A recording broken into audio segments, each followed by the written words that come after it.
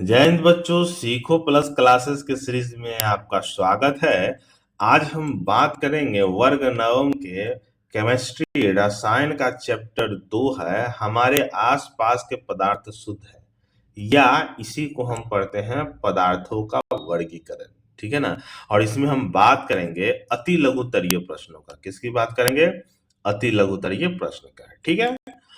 तो आइए हम चलते हैं ए वन बाय वन इसके प्रश्नों का सॉल्यूशन। पहला क्वेश्चन है, क्या धातुएं तत्व होती है? तो देखिए, हाँ, धातुएं तत्व होती है, ये इसका आंसर है। आवर्त सारणी में ज्ञात अधिकांश तत्व धातु ही है। रसायन विज्ञान के अनुसार धातु वे रासायनिक तत्व है जो सामान्य रासायनिक अभिक्रियाओं में अपने परमाणुओं से इलेक्ट्रॉन त्याग कर धनात्मक आयन बनाते हैं और आसानी से उष्मा और विद्युत के संचालन करते हैं। ठीक है ना। तो धातुएं क्या धातु तत्व है? तो हाँ है, इसका ये रीजन दिया है। ठीक है। अगला क्वेश्चन इससे पूछा गया है कि दो पदार्थों के रासायनिक संयोग से जो पदार्थ बनता है वह क्या कहलाता है? तो देखिए, दो या दो से अधिक पदार्थों के निश्चित अनुपात में रासायनिक संयोग से बनने वाले नए पदार्थ को क्या बोलते हैं? यौगिक बोलते हैं। ठीक है ना। क्या बोलते हैं? यौगिक बोलते हैं। यौगिक के गुण अपने घटक पदार्थों से बिल्कुल भिन्न होते हैं। जैसे कि हाइड्रोजन और ऑक्सीजन के रासायनिक संयोग से क्या बनता है? जल बनता है। हाइड्रोजन का कैरेक्टर होता है जलाना, ऑक्सीजन का कैरेक्टर होता है जलना, लेकिन जल होता है दोनों से अलग कैरेक्टर का। ठीक है ना। तो क्या समझे, दो या पदार्थों को रासायनिक संयोग से क्या बनता है? यौगिक बनता है। चलिए अगला क्वेश्चन है, वायु के मुख्य अवयव क्या है? देखिए, वायु का मुख्य घटक नाइट्रोजन है जो लगभग 78% पाया जाता है। इसके बाद दूसरा स्थान पर सबसे बड़ा घटक ऑक्सीजन है जो लगभग 21% है। इसके अलावा वायु में आर्गन, कार्बन डाइऑक्साइड, बहुत कम मात्रा में जलवाष्प एवं अन्य गैस की मौजूदगी होती है। ठीक है ना। तो मुख्य रूप से आप याद सकते हैं नाइट्रोजन, ऑक्सीजन, कार्बन, आर्गन। ठीक है ना। ये कुछ चीजें हैं जो वायु में मिली हुई है। ठीक है। अगला क्वेश्चन चौथा है, भौतिक परिवर्तन अस्थायी क्यों होता है? तो देखिए क्या है, भौतिक परिवर्तन इसीलिए अस्थायी होते हैं क्योंकि इसमें कोई नया पदार्थ नहीं बनता है और पदार्थ के मूल गुण या रासायनिक संरचना में कोई बदलाव नहीं आता। परिणाम स्वरूप कारण या परिस्थितियां हटा देने पर पदार्थ को आसानी से उलट कर मूल रूप में वापस लाया जा सकता है। ठीक है ना। इसीलिए भौतिक परिवर्तन क्या होता है?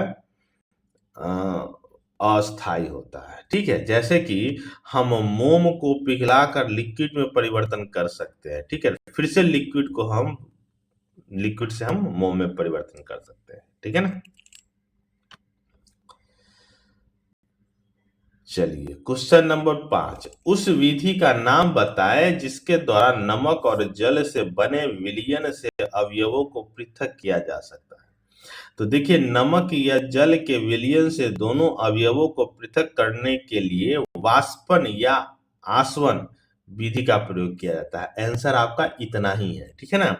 अब थोड़ा सा इसमें जोड़ दिए कि वाष्पन विधि में विलयन को गर्म किया जाता है जिससे जलवाष्प बनकर उड़ जाता है और पीछे ठोस नमक बच जाता है।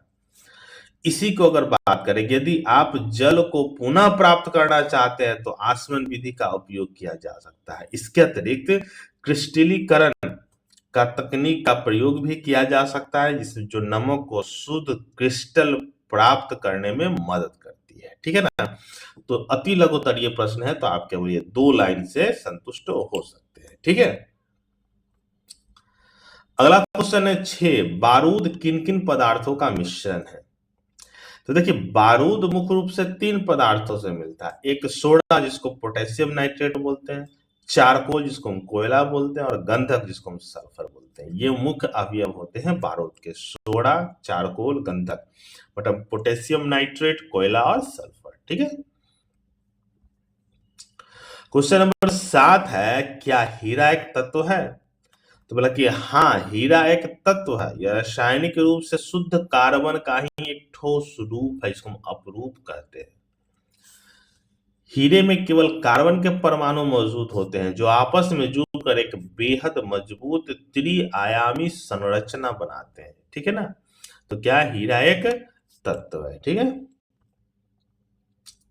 क्वेश्चन नंबर 8 है, विलयन का परिभाषा दीजिए, ठीक है ना। विलयन मतलब घोल जिसको बोलते हैं। देखिए, दो या दो से अधिक पदार्थों का समांगी मिश्रण, होमोजेनियस का मतलब होता है हर जगह बराबर, विलयन कहलाता है। समांगी मिश्रण का अर्थ होता है मिश्रण एक जगह समान होता है, हर जगह समान होता है और इसके पदार्थों को अलग से देखा नहीं जा सकता है। इसके दो मुख्य भाग होते हैं, एक विलेय होते हैं और एक विलायक होते हैं। विलयन में दो चीज होती है, विलेय और विलायक होते हैं, ठीक है ना। विलेय होते हैं जो पदार्थ कम मात्रा में होता है, जो घुलता है, जैसे चीनी और पानी। और विलायक जो पदार्थ में अधिक मात्रा से होता है, अपने अंदर घोलता है, जैसे कि पानी, ठीक है ना। विलेय मतलब चीनी या नमक और विलायक मतलब पानी, ठीक है ना। जैसे चीनी पानी के शरबत में विलायक हो गया आपको पानी और विलेय हो गया आपका चीनी या नमक, ठीक है। अगला क्वेश्चन है 9, क्या निलंबन में ठोस के कण दिखाई पड़ते हैं? तो बोला कि हाँ, निलंबन में ठोस के कण स्पष्ट रूप से दिखाई देते हैं। ठीक है, निलंबन एक विसमांगी मिश्रण है जिसमें घुले हुए ठोस कण द्रव या गैस में पूरी तरह घुलते नहीं है, बल्कि तैरते रहते हैं। इस कणों को आकार बड़ा, आमतौर पर से 1000 नैनोमीटर से अधिक होता है, जिसके कारण ये नंगी आंखों से देखा जा सकता है। जैसे कि अगर हम पानी के साथ बालू को मिला दे तो दोनों कभी नहीं मिलेगा, इसी को हम निलंबन बोलते हैं, ठीक है ना। लोहे के चूर्ण में थोड़ा बालू के कण मिश्रण हो गए हैं। इस मिश्रण से लोहे के चूर्ण को पृथक करने के लिए किसी एक तकनीक का नाम बताएं। तो देखिए, लोहे के चूर्ण और बालू के मिश्रण को अलग करने के लिए चुंबकीय पृथक्करण, मैग्नेटिक सेपरेशन तकनीक का उपयोग किया जाता है, ठीक है ना। इस विधि में क्या होता है कि एक चुंबक को मिश्रण के ऊपर घुमाया जाता है, जिससे लोहे के चुंबकीय गुण के कारण चूर्ण चुंबक की ओर आकर्षित होकर उससे चिपक जाता है और बालू पीछे छूट जाता है, ठीक है ना। तो किस कारण, किस विधि से? चुंबकीय पृथक्करण विधि से इसको अलग करते हैं, ठीक है। 11 नंबर क्वेश्चन है कि 3 ऊर्ध्वपातित होने वाले पदार्थ के नाम लिखें। देखिए, जिन पदार्थ को गर्म करने पर वो बिना द्रव अवस्था में बदले सीधे गैस की अवस्था में बदल जाते हैं, उसको क्या बोलते हैं? ऊर्ध्वपातित पदार्थ कहा जाता है। और ऊर्ध्वपातन करने वाले 3 प्रमुख पदार्थ के नाम कपूर, नौशादर और आयोडीन, ये है ऊर्ध्वपातित होने वाले पदार्थ। अन्य भी है, जैसे नेप्थलीन बॉल्स, कपूर की गोलियां, शुष्क बर्फ, ठीक है ना। ये सब भी आपको ऊर्ध्वपातित पदार्थ है, ठीक है। क्वेश्चन नंबर 12, मिश्रणीय द्रव्य क्या है? एक उदाहरण दें। देखिए, मिश्रणीय द्रव्य वे तरल पदार्थ होते हैं जो किसी भी अनुपात में एक दूसरे के साथ पूरी तरह से घुलकर एक समान मिश्रण बनाते हैं और अलग अलग परतें नहीं होती, उसे मिश्रणीय द्रव कहते हैं। उदाहरण के लिए, जल और इथेनॉल अल्कोहल को मिलाने के बाद ऐसा द्रव बनता है, ठीक है। उदाहरण 13 नंबर, क्या कोलाइड के कणों का स्कंदन होता है? तो आंसर देखिए, हाँ, कोलाइड के कणों का स्कंदन होता है। स्कंदन मतलब होता है कोगुलेशन या अवक्षेपण। कोलाइड के कणों को पर समान विद्युत आवेश होता है, जिसके कारण वे एक दूसरे को प्रतिकर्षित करते हैं और विलयन में तैरते रहते हैं। जब किसी विधि द्वारा यह आवेश नष्ट या कम हो जाता है तो कण आपस में जुड़कर बड़े हो जाते हैं और गुरुत्वाकर्षण के कारण नीचे बैठ जाते हैं, ठीक है। क्वेश्चन नंबर 14, कहा है कि जल में उपस्थित हानिकारक जीवाणुओं को नष्ट करने वाले 2 पदार्थों के नाम लिखें। तो देखिए, जल में उपस्थित हानिकारक जीवाणुओं को नष्ट करने वाले 2 प्रमुख पदार्थों के नाम क्लोरीन और पोटेशियम परमैंगनेट, जिसको फिटकिरी या लाल दवा कहते हैं। ये पदार्थ पानी को रोगाणु मुक्त करने और पीने योग्य बनाने में अत्यधिक प्रभावित होता है। ठीक है, चलिए क्वेश्चन नंबर आपका 15 कि दूध से मक्खन कैसे निकाला जाता है। देखिए, दूध से मक्खन निकालने के लिए सबसे पहले दूध को उबालकर ठंडा किया जाता है। उसके ऊपर जमी मलाई को एक बर्तन में इकट्ठा किया जाता है। इसके बाद इस मलाई या क्रीम को मथनी, ब्लेंडर या मिक्सर की मदद से फेंटा जाता है। फेंटने पर मक्खन या छाछ अलग हो जाते हैं। ठीक है, ये प्रोसेस है दूध से मक्खन निकालने की। ठीक है, क्वेश्चन नंबर आपका 16, आयोडीन में धातुई चमक होती है, क्या आयोडीन को धातु माना जा सकता है। बोला कि हाँ, आयोडीन में चमकदार सतह होती है, लेकिन इसके बावजूद इसे धातु नहीं माना जा सकता। आयोडीन एक अधातु है और यह हैलोजन समूह का सदस्य है। आयोडीन को धातु क्यों नहीं माना जाता, इसके कारण देखिए, गुणों में भिन्नता। धातुओं के विरुद्ध आयोडीन तन्य या आघात वर्ध्य नहीं होता। तन्य मतलब उसको पीट कर, ना उसको हम रस्सी की तरह लमड़ा सकते हैं, ना उसको पीट पीट कर चौड़ा पत्थर बना सकते हैं। यह भंगुर होता है और आसानी से टूट जाता है। दूसरा, यह ऊष्मा और विद्युत का कुचालक होता है, मतलब एक भी गुण उसको फॉलो नहीं करता है धातु का। ठीक, केवल चमक होता है। ठीक है, क्वेश्चन नंबर 17, ठोस गैस के मिश्रण का एक उदाहरण दें। देखिए, ठोस गैस के मिश्रण का सबसे सामान्य उदाहरण क्या है, धुआं। धुएं में हवा जो एक गैस होता है के बीच कार्बन और राख के महीन ठोस कण निलंबित होते हैं। ठीक है ना, इस प्रकार के कोलाइडी मिश्रण को एरोसोल भी कहा जाता है। याद रखिएगा, एरोसोल किसको कहा जाता है। अन्य उदाहरण धूल कण, वायुमंडल में हवा के साथ उड़ते हुए रेत और मिट्टी के महीन कण होते हैं।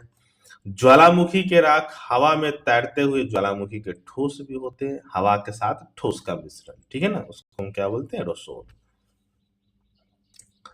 अगला क्वेश्चन है 18, कि नमक के एक जलीय विलयन को तनु बनाने में एक छात्र ने गलती से जल के स्थान पर उस पर एसीटोन क्वथनांक जिसका 56 डिग्री सेल्सियस मिला दिया।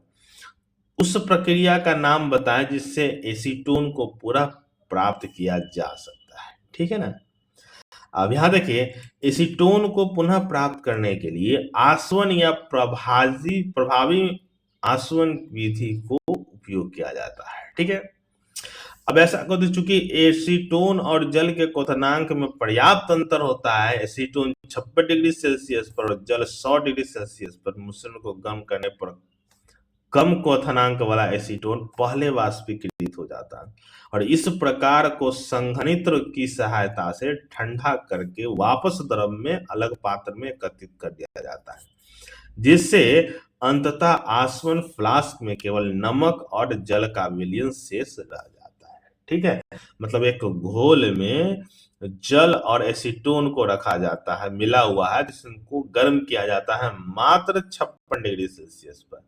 56 डिग्री सेल्सियस पर एसीटोन वाष्पीकृत हो जाता है और जल वही का वही रह जाता है, क्योंकि जल को वाष्पीकृत होने के लिए लगभग 100 डिग्री सेल्सियस तापमान चाहिए। ठीक है, 19 नंबर क्वेश्चन है, 60 डिग्री पर निर्मित पोटेशियम क्लोराइड के एक संतृप्त विलयन को कमरे के ताप तक ठंडा किया जाए तो क्या होगा। तो देखिए, 60 डिग्री ताप पर तैयार पोटेशियम क्लोराइड के संतृप्त विलयन को कमरे के तापमान तक ठंडा करने पर पोटेशियम क्लोराइड के ठोस क्रिस्टल अलग होकर बाहर निकल जाते हैं। ठीक है, जब ठंडा किया जाता है तो ठोस क्रिस्टल बनता है। क्वेश्चन नंबर 20 है, कह रहा है कि धुआं और कुहासा दोनों एरोसोल है, बताएं इन दोनों में क्या अंतर है। तो देखिए, कोहरा और कुहासा मूलतः एक ही प्रकार का वायुमंडलीय संघनन जल के सूक्ष्म बूंदे हैं, लेकिन इनके घनत्व और दृश्यता में मुख्य अंतर होते हैं। क्या होते हैं, इसे समझिए। घनत्व की बात करें तो कोहरा बहुत सघन होता है और कुहासा की बात करें तो यह कोहरे की तुलना में काफी हल्का और कम घना होता है।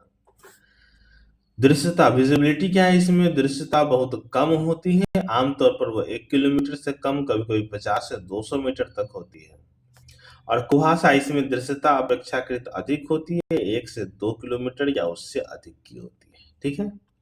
अगर हम स्थिति की बात करें, तो यह ठंड के लंबी रात, स्थिर हवा और अधिक नमी के कारण जमीन के काफी करीब बनता है और यह अक्सर बारिश के बाद पहाड़ों या नदी झीलों के किनारे बनता है।